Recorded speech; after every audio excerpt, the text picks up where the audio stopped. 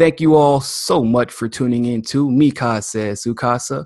I am your host, Niko House, and of course, we are doing our celebratory series of interviews with progressives and progressive journalists and independent journalists to celebrate our 500,000 view milestone, which is awesome, and it's all because of you. We're doing this, just like I said, because I think that it's important to understand where political journalists, start, where they've arrived, and what they went through, and kind of what keeps them going. And today I have Brandon with us. How you doing, Brandon? Pretty good. How you doing? I'm doing pretty well. Thanks once again, of course, for coming on. You want to go ahead and introduce yourself and the name of your show and what you mainly talk about? I'm BC Degraff, the author of the book Bernie Won, How the DNC Cheated Bernie Sanders. I do a little streaming here and there for something that I like to call Progressive and Proud. I started journalism on August 11th after Heather Heyer's death. I felt compassion for this young woman who was slaughtered by a terrorist. I call him a terrorist because he was a neo-Nazi white supremacist who intentionally injured 19 people and murdered Heather Heyer. Mm-hmm. After this, Donald Trump, who was supposed to be the president of the United States, did not address this as a terrorist attack, and instead, 3 days later, announced that the Barcelona terrorist attack was a terrorist attack when it was done both by vehicles on both occasions when David Alex Fields Jr. ran down those 19 people. And it just kind of was one of those things where Trump didn't actually follow through because it was a white person and not somebody who had brown skin. Gotcha. So that's kind of like what kind of jumped you, I guess, into the political journalism world. So when you first did that, did you start out doing videos or did you start out doing the writing first? Oh, I started out doing the writing, and then I realized that I needed to document every single state by state. After I had opened up, I realized that nobody was documenting this stuff. Nobody was talking about the rigging of the 2016 primary. Mm-hmm. And this young girl was a Bernie Sanders supporter, so it was like I kind of felt like she was Brandon, I'm a little offended, Brandon. I'm a little offended, man. He's of course, I know you didn't do it. Yeah. You're like, nobody's docking this rigging going on during the 2016 primary. Oh, I'm talking about like with look, guys, he's trying to take my spot already, Brandon. You just got here. And he's like looking at me straight in the camera, too. Absolutely nobody was documenting this stuff.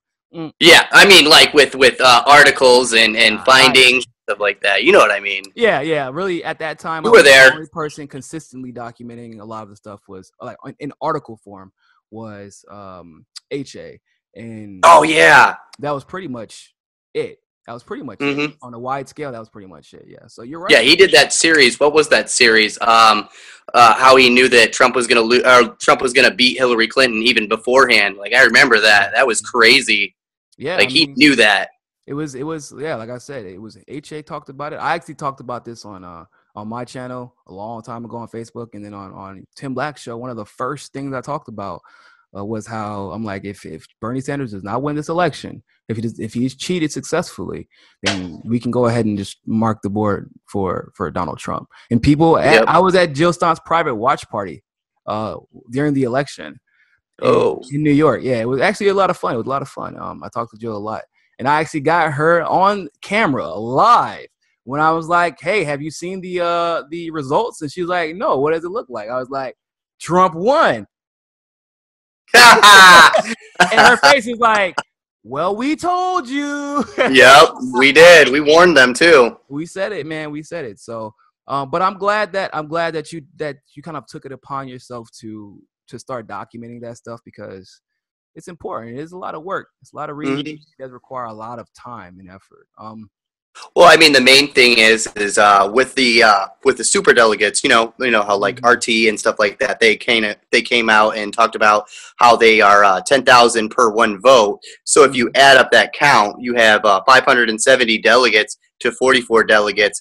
That's a 570 spread, which that's 5.7 million votes. Yeah. And then Bernie Sanders only got 440,000, 440,000, and right there, it wasn't very much, and Hillary Clinton's major win was because of the superdelegates. It wasn't because of the popular vote. She didn't get as many votes. She just stacked up those superdelegate votes. So in superdelegate votes, You figured out that they actually count those towards the quote unquote popular vote as well.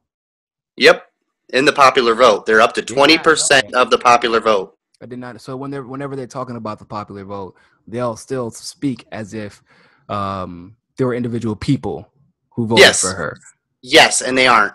And you said it added up to how much? The super It added up vote? to Yes, it added up to 5.7 million. So if you reduce that, They take that said away that from she won Hillary by Clinton. 3 million, right? And that's what she always says. She won by 3 million. Yep, But she didn't and even win the popular vote, is what you're telling me.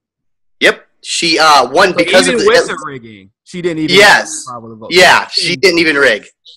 That's Yeah, well, interesting. I never heard that angle before. I really have never heard that angle. That's interesting. well, that's my entire book. That's dope, man. That's dope. And once again, Okay. just because a lot of people didn't know, because when did you release it? Just recently, right?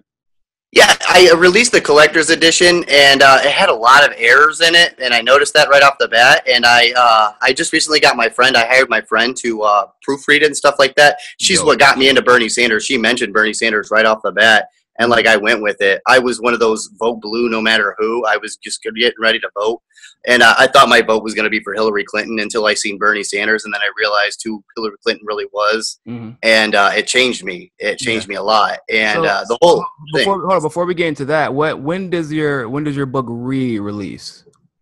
This Friday, I'm going to be publishing it, and so it will be 10 days before it'll come out. So it should be out by the end of February. I sent, Laura Rossi sent a book to Bernie Sanders. Unfortunately, I'm really embarrassed by it because it has so many errors in it, so I have to resend him another one.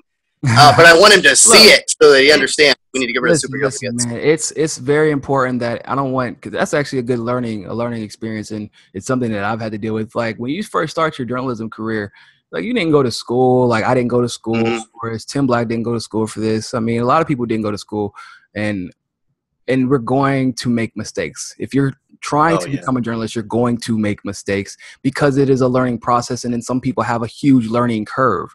But that isn't what's going to decide whether or not people listen to you, because if they won't listen to you because of a grammatical error or a mistake, then they weren't trying to listen to see what you're saying and how it could help. They were reading your story or listening to your video only to tear you down and try to figure out what's wrong with it. Now, of course, you want to get as close to perfect as humanly possible, but it's impossible to do so, especially when you're working by yourself. It costs money to hire editors. It costs money, and time, and so. But the book and what's in the content of that book is what's most important. And I want to congratulate you on finishing that book and congratulate you on finding those errors quicker and sooner rather than later. Yeah. And where can people find the book at? Freetoread.com. Freetoread.com. Okay. Is it going to be on Amazon at all? No, I don't want to put it on Amazon just because of the ties with the Democrats and Amazon, the whole Hillary thing where they decided to shut down comments on her book, What Happened, on Amazon. I don't know if you remember this. Yeah, I remember. Shut it down, and they were allowing trolls to troll Bernie's book, and I thought that was weird. Somebody actually bought me Bernie's book because of the trolls, so I thought that was pretty cool. Well, I would suggest this because it does come down to how many people can find your book and where it will come up. Because even, obviously Jared is writing his book, or actually finished writing, and it's in the process of being published, put on Amazon, and all over. But you can actually get the Kindle version off of Amazon. And so far, to be honest with you, they've done a very good job of allowing his book to get the PR that I was expecting not to happen. Like his book was the most anticipated book in political literature on Amazon for about 3 months or 4 months straight. So, just as a suggestion, man, we definitely want to see that book reach as many eyes as humanly possible. And also you work really hard, man. You worked really hard on that book. And I think that you should receive some type of compensation. Cause like I say, I like my journalists worrying about, what they're going to report on, not what they're going to eat at night. Because trust me, once you're hungry, and I've been a hungry journalist, it's hard to it's hard to concentrate. I'm telling y'all, being on the side of truth does not pay well. I'm sure that. That's exactly right. That is exactly it pays more to tell a lie than it does to tell the truth. I'm trying to tell you. And it's easier to tell the truth. That's what sad part is, man. Oh yeah. They're getting paid to lie because it's a little bit harder to do it. You gotta remember those lies. Yeah. And they're not really that good at it, at remembering. No. The Russian It's all right. narrative's still going on. Yeah.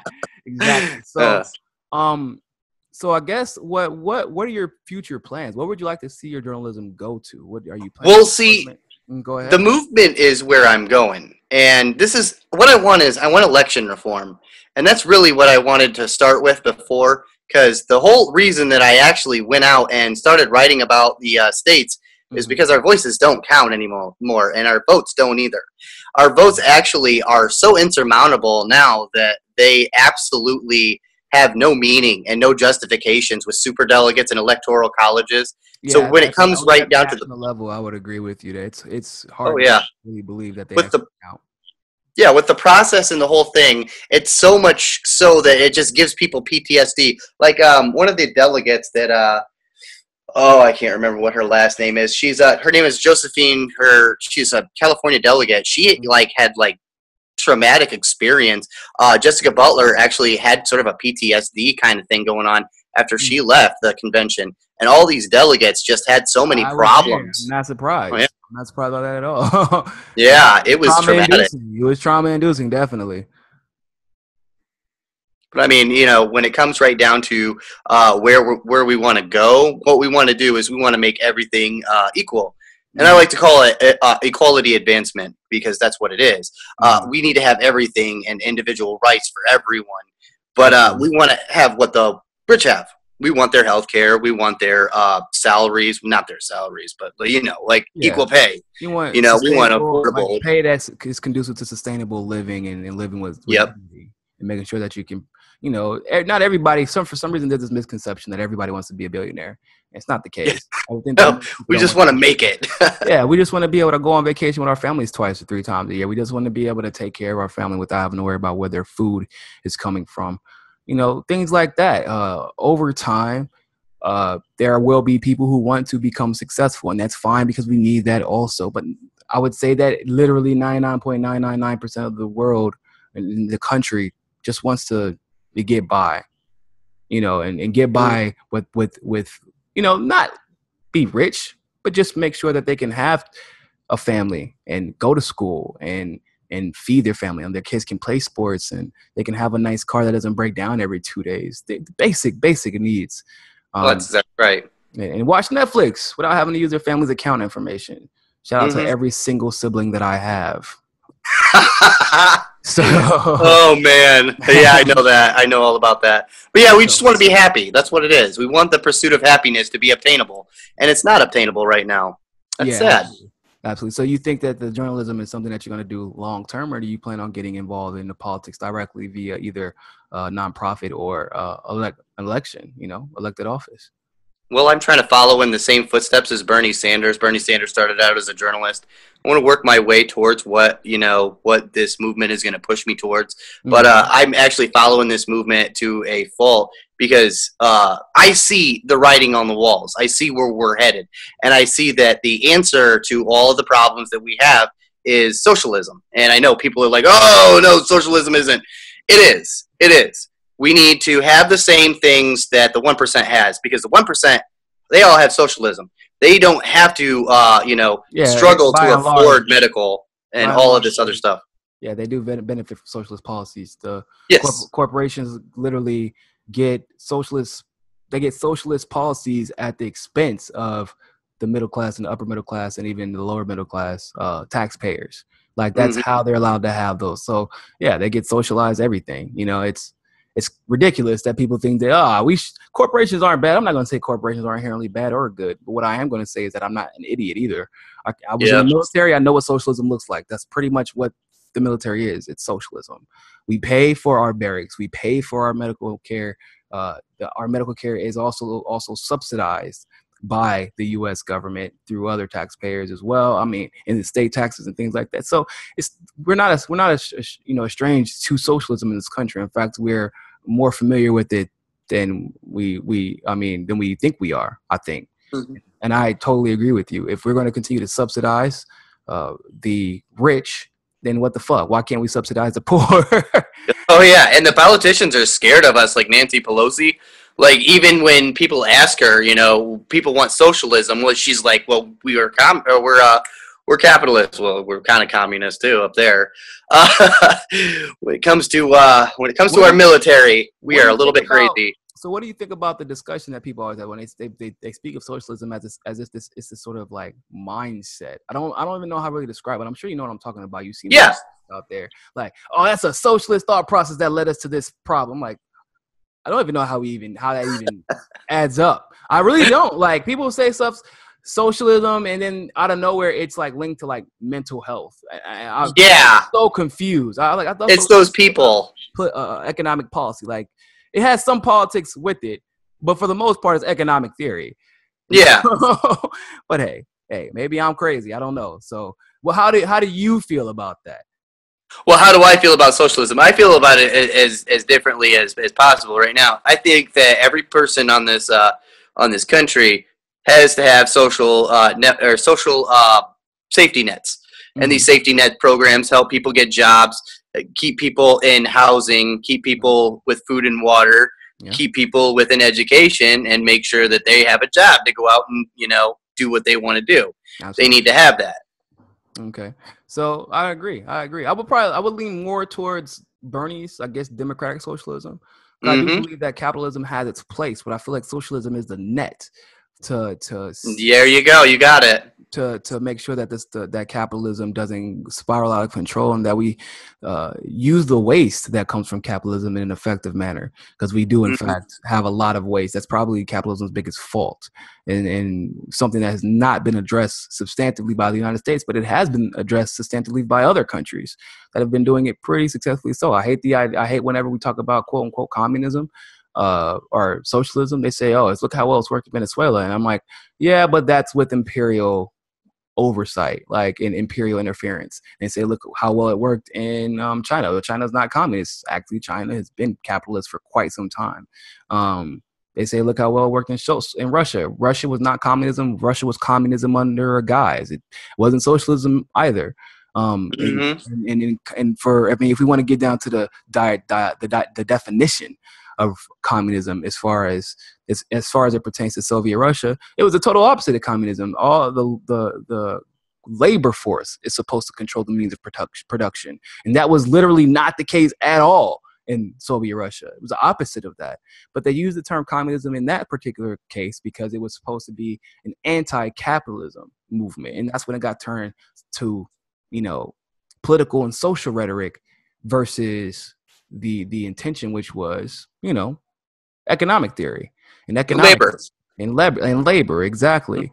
And so the definition of communism, socialism, democratic socialism abroad, it's been hijacked by the right, and it's even been hijacked by some people on the left, and I think a lot of people, neoliberals, and even some progressives who think they know what they're talking about, but I think they don't really actually know what communism is. No, because if they realized that little label that says progressive was just stamped over socialism, we don't really realize that, because the whole thing is progressive is the ideology of human rights as a whole. Because human rights, if you need it to live, you need it. It absolutely should be law. I agree. Well, with progressivism, it's that. Are you for progress or are you for regression? I think that's right. You for or you may be for stagnation, which would probably make you a neoliberal, which is fine, whatever. But don't, that's all. If you can be a Republican or a Democrat, registered Green Party or a Libertarian, and still be for progress. I know, believe it or not, a lot of progressive libertarians. We may disagree a little bit on policy, but they still believe in making it that, so that at least socially, there's a lot of progress. So maybe we don't agree holistically on how to achieve economic progress, but we do agree on how we achieve social progress. That still makes you progressive. It just really depends on how far you believe, or how much you believe in certain types of progressivism and progress that I guess would label you left or right. But progressives are on all sides of the political spectrum. I don't necessarily consider it a leftist theory. I think it's a general political theory that can be applied across the board. But with that being said, Brandon, I do want to thank you so much for coming on. And once again, can you want to tell everybody where to find you, like Facebook, Twitter, yes, where to find your book at, and what's it called one more time? It's Bernie Won, How the DNC Cheated Bernie Sanders. It's on feedtoread.com. You can find me on Facebook. You can find me on YouTube. Like my channel is BC Degraff, I do believe. I think it is, yeah. And I can't remember. I'll post a link. Don't worry about it. I'll post a link for that. Yeah. And on Facebook, just Brandon Degraff. Mm-hmm. Good stuff. No Twitter? No, I have a Twitter, but I don't actively use it. So it's like, it's kind of just that, man. That's where everything happens, man. That's where all magic happens. But thank you so much for coming on, man. I really, really appreciate it. Yep, thank you. Good luck with your book. I'm sure it's going to do very well. I'll do my best to help promote that as well. And thank you all so much for tuning in. Always remember, ladies and gentlemen, find your balance. Peace.